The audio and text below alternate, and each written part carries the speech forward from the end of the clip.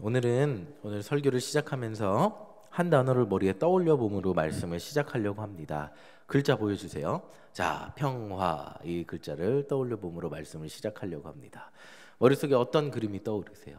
그림을 한번 이렇게 떠올려 보세요. 제가 5초 드릴게요. 5초. 어떤 그림이 떠오르세요? 저는 이런 그림이 떠올랐습니다. 예, 넘겨주세요. 자, 이렇게 손에 손잡고 이렇게 평화를 이루고 있는 이런 모습이 떠올랐습니다. 그러면 이제 그 다음 글자 보여주세요. 화평. 이거는 어떤 모습이 떠오르세요? 화평하면? 머릿속에 한번 떠올려 보세요. 화평하면 어떤 모습이? 자, 저는 이런 모습이 떠올랐습니다. 이런 모습이 푸른 풀밭이 있고 저 멀리 산도 있는데 산등성이 넘어서 이렇게 먼 곳에도 평화롭게만 보이는 이런 모습이 화평이 아닐까 이런 생각을 해보았습니다. 아마 대부분의 우리 성도님들은 여기 계신 성도님들은 평화나 화평이라는 단어를 들으면서 부정적인 감정 그리고 평화나 화평이라는 단어를 떠올리면서 나쁜 모습을 떠올리시는 분들은 없으실 겁니다. 대부분의 분들은 이 단어가 뜻하는 것이 우리 그리스도인들이 이 땅에 이르기 위해서 기도하고 소망해야 할 것이라는 그런 것이라는 데에는 모두가 동의하실 겁니다. 자, 역사적으로 볼 때도 많은 사람들은 평화와 사랑을 외쳤습니다. 평화의 사랑의 중요성을 강조했습니다. 근데 역사적으로 볼 때 인간은 서로가 서로를 죽이는 전쟁을 멈춘 적이 없습니다. 몇천 년 동안 인간의 지식은 놀랍게 발전했죠. 정말 말도 안 되게 발전을 했습니다. 근데 그럼에도 불구하고 인간은 전쟁을 멈추지 않았습니다. 오히려 좋아진 머리로 사람을 더 많이 죽이는 방법을 발견하고 전쟁의 결과는 더 무서워졌습니다. 그림 보여주세요.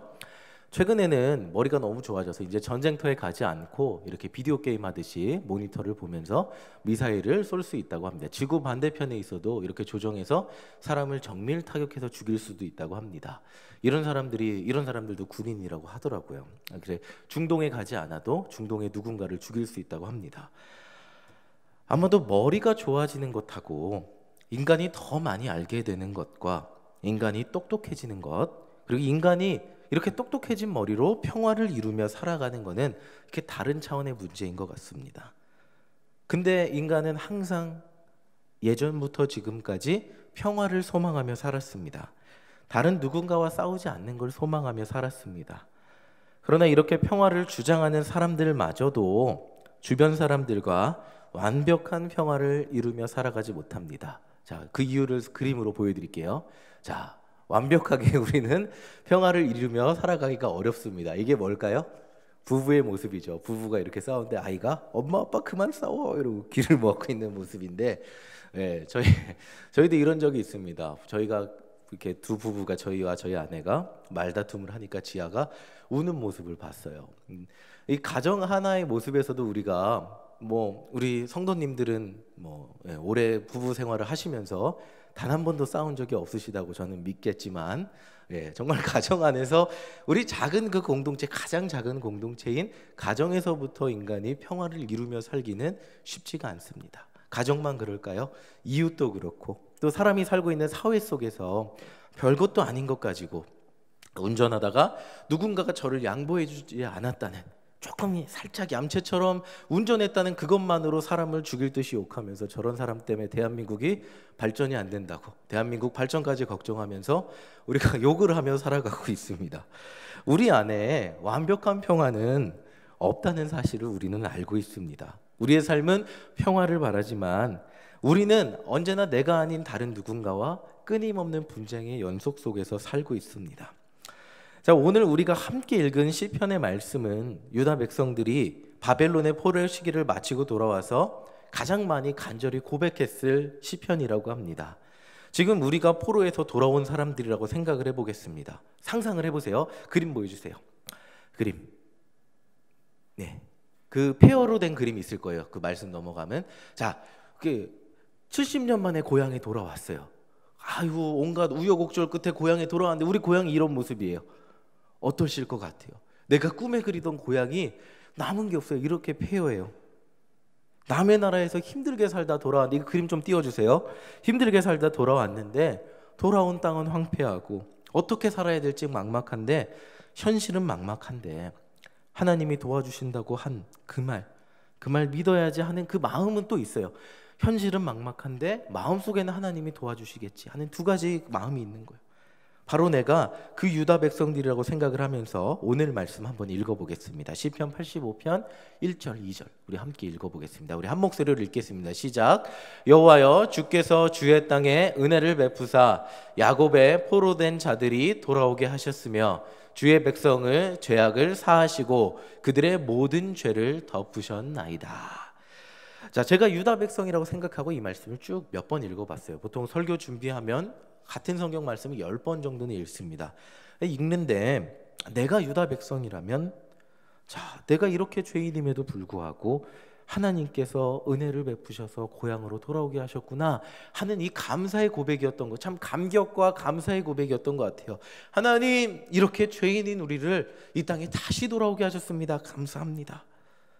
우리의 모든 죄를 덮어주셔서 감사합니다 라는 그 감사의 고백을 자신 있게 했던 것 같아요. 근데 4절 5절을 읽어보면 조금 어조가 달라져요. 우리 4절 5절 함께 읽어보겠습니다. 시작.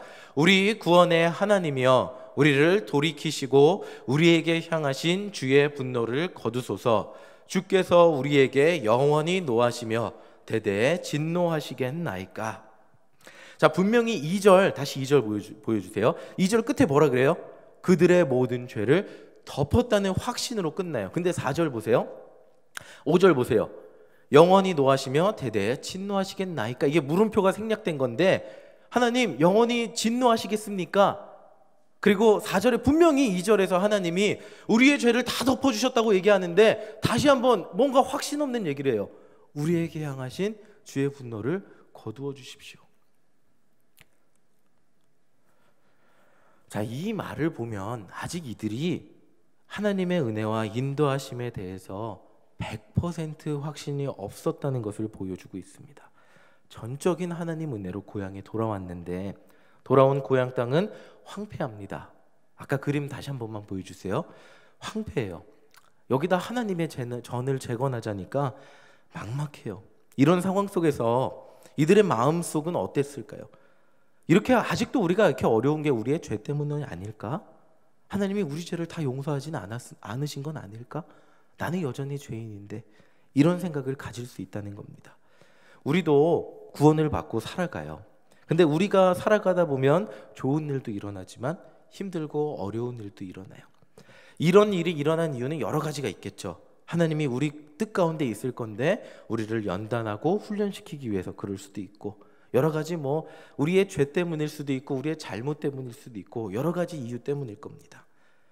근데 그 어려움과 환난 시험이 우리에게 닥쳤을 때 누구도 내가 내 죄 때문이 아니라고 말할 수 있는 인간은 없을 겁니다.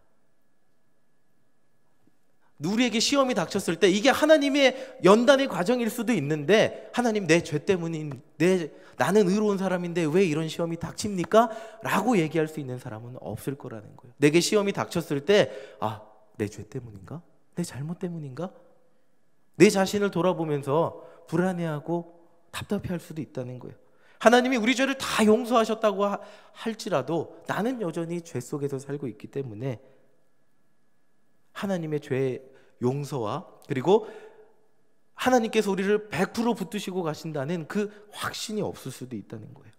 이것과 비슷하게 이 유다 백성들도 하나님 앞에 섰을 때 자신들의 죄가 없다고 할 수는 없었어요. 포로에서 돌아와서 정착하는 과정에서 이 어려움이 있는데 이게 혹시 내 죄 때문이면 어떡하지? 난 여전히 죄인인데 하나님이 날 다 용서하지 않은 거면 어떡하지? 이렇게 생각할 수 있었다는 거예요.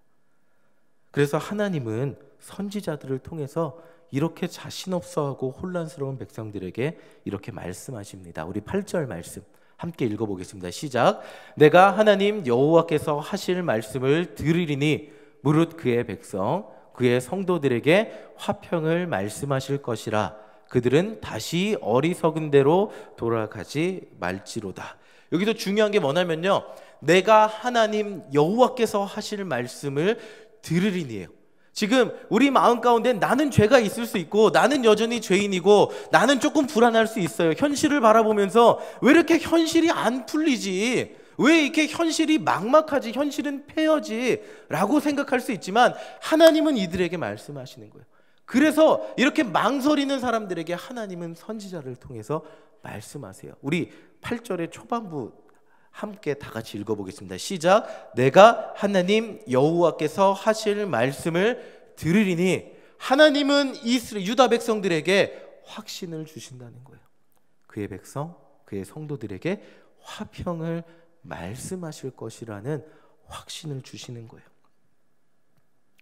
화평의 의미는 나라와 나라가 전쟁이 없는 상태를 의미합니다.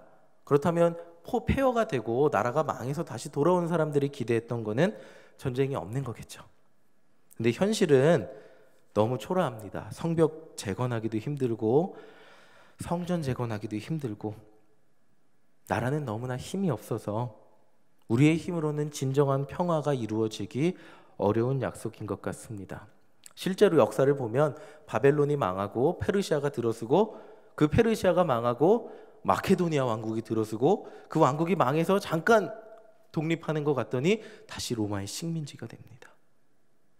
하나님은 화평을 약속하신다 그랬는데 이스라엘 백성들은 역사의 소용돌이 속에서 계속 쳇바퀴 돌듯이 고난을 당하며 살아야 됐습니다. 그러면 진짜 화평은 무엇일까? 우리 9절 말씀 함께 보겠습니다. 우리 9절 말씀 함께 읽어보겠습니다. 진실로 그의 구원이 그를 경외하는 자에게 가까우니 영광이 우리 땅에 머무르리이다. 이제 구원이 가깝다고 말씀하고 계세요. 무슨 구원인지 10절을 보겠습니다. 우리 10절 함께 읽어보겠습니다. 시작. 인애와 진리가 같이 만나고 의와 화평이 서로 입맞추었으며. 자, 이 말이 저는 이해가 쉽게 머리에 그려지지 않았어요. 이게 시적 표현이기 때문에 인애와 진리가 만난대요. 그리고 의와 화평이 입맞춰. 영어로는 키스한다고 나와 있어요. 대체 이게 무슨 말씀일까 생각을 하다가 말씀을 찾아봤습니다. 요한복음 14장 6절 우리 함께 읽어보겠습니다. 죄송합니다. 신명기 7장 12절부터 읽겠습니다. 신명기 7장 12절 우리 함께 읽어보겠습니다. 시작. 너희가 이 모든 법도를 듣고 지켜 행하면 내 하나님 여호와께서 내 조상들에게 맹세하신 언약을 지켜 내게 인애를 베푸실 것이라. 자, 이 인애라는 말은 하나님께서 이스라엘 백성들에게 약속하신 사랑의 은혜입니다. 그렇다면 진리가 무엇일지 찾아보겠습니다. 요한복음 14장 6절 함께 읽겠습니다. 시작. 예수께서 이르시되 내가 곧 길이요 진리요 생명이니. 여기까지만 읽겠습니다. 자, 진리를 여러 가지 정의로 설명할 수 있겠지만 요한복음에 따르면 진리는 예수 그리스도입니다. 그렇다면 이 두 단어 인애와 진리가 만났다는 것을 이렇게 이해해 보겠습니다.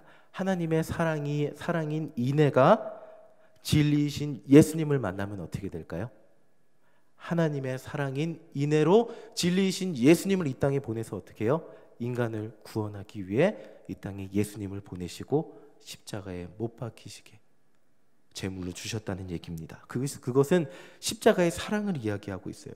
그렇다면 의와 화평이 입맞추었다는 말도 이 맥락에서 이해할 수 있습니다. 이사야 30장 18절 우리 함께 읽어보겠습니다. 시작. 그러나 여호와께서 기다리시나니 이는 너희에게 은혜를 베풀려 하심이요 일어나시리니 이는 너희를 긍휼히 여기려 하심이라. 대저 여호와는 정의의 하나님이심이라. 그를 기다리는 자마다 복이 있도다. 하나님이 뭐라고요? 정의의 하나님이래요. 그러면 의와 화평이 입맞추었다는 말 이사야 9장 6절 함께 읽어보겠습니다. 시작. 이는 한 아기가 우리에게 낳고 한 아들을 우리에게 주신 바 되었는데 그의 어깨에는 정사를 메었고 그의 이름은 기묘자라 모사라 전능하신 하나님이라 영존하시는 아버지라 평강의 왕이라 할 것임이라. 의의 하나님과 평강의 왕 예수님이 입맞추었다는 얘기는 하나님과 예수님이 하나님의 뜻 안에서 하나가 되었다는 것을 의미합니다. 이것은 바로 십자가의 사랑으로 인간을 구원하실 계획을 이야기하고 있음을 의미하고 있습니다. 이렇게 시편 85편을 해석을 빠르게 봤는데 이것을 보면 예수님의 탄생에 대한 약속임을 알 수 있습니다. 11절, 13절 보면 계속해서 그 내용이 반복되고 있습니다. 시간상 다 설명드리고 싶은데 설명드리기가 어렵지만 13절을 보면 의가 주님의 오실 길을 예비한다고 설명하고 있습니다. 주님의 오실 길을 예비하라 라는 말이 우리에게 참 익숙합니다. 시편 85편은 당장 그 땅의 평화를 바라는 백성들에게 예수님께서 주시는 평화를 약속하고 있습니다. 자, 오늘 우리 교회에서 김치 나눔 행사를 했어요. 생각보다 많은 분들이 오셔서 많은 분들이 김치를 가져가셨는데 많은 분들이 김치와 쌀을 받으시고 점심도 맛있게 드셨습니다. 그리고 아이고 이 교회는 참 떡국이 맛있어요. 김치 뭐 때마다 챙겨주셔서 감사합니다. 쌀을 챙겨주셔서 감사합니다. 라고 막 감사의 얘기를 많이 하셨어요. 근데 그 중에 단 한 분도 교회에서 예수님 이야기를 해주셔서 감사하다고 하시는 분은 한 분도 없었어요.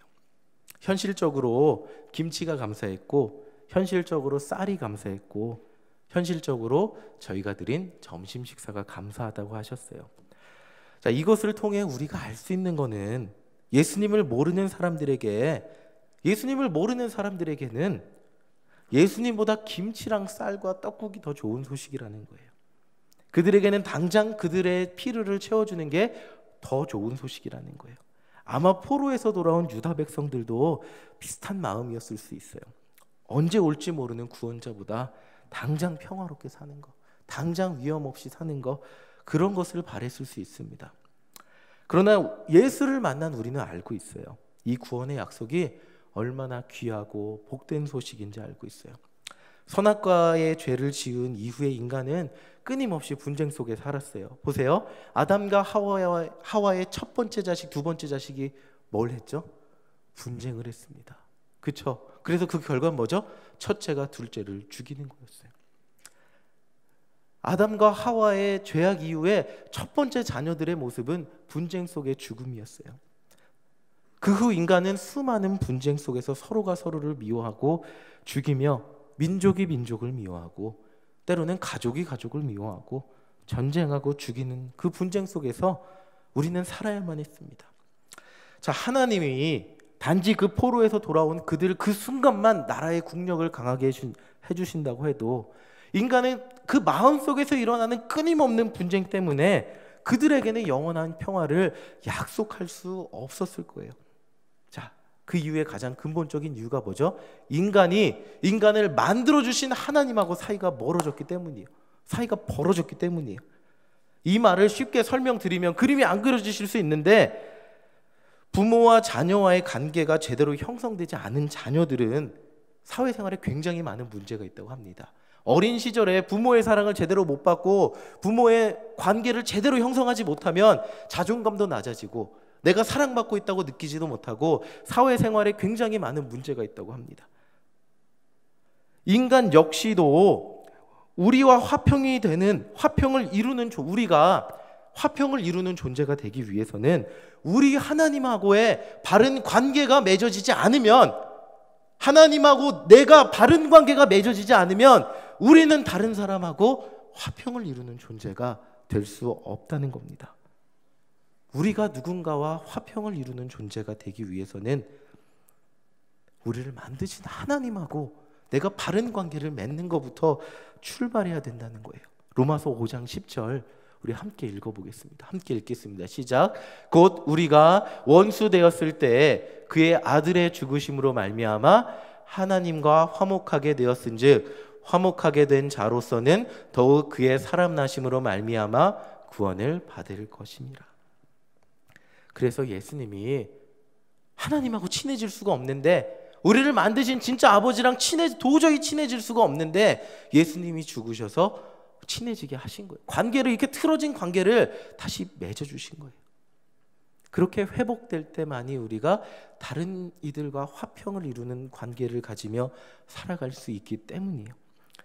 제가 사춘기 때 아버지의 관계가 틀어졌었습니다. 그러니까 세상 모든 것이 부정적으로 보였던 기억이 납니다. 공부도 하기 싫고, 이 공부는 왜 해야 되고, 학교는 가기 싫고, 그냥 부모님이 하는 말씀은 다 싫고, 교회는 왜 가야 되고, 아버지는 교회 장로님인데 왜 이렇게 자녀의 마음 몰라주고, 모든 게 불만 덩어리였습니다.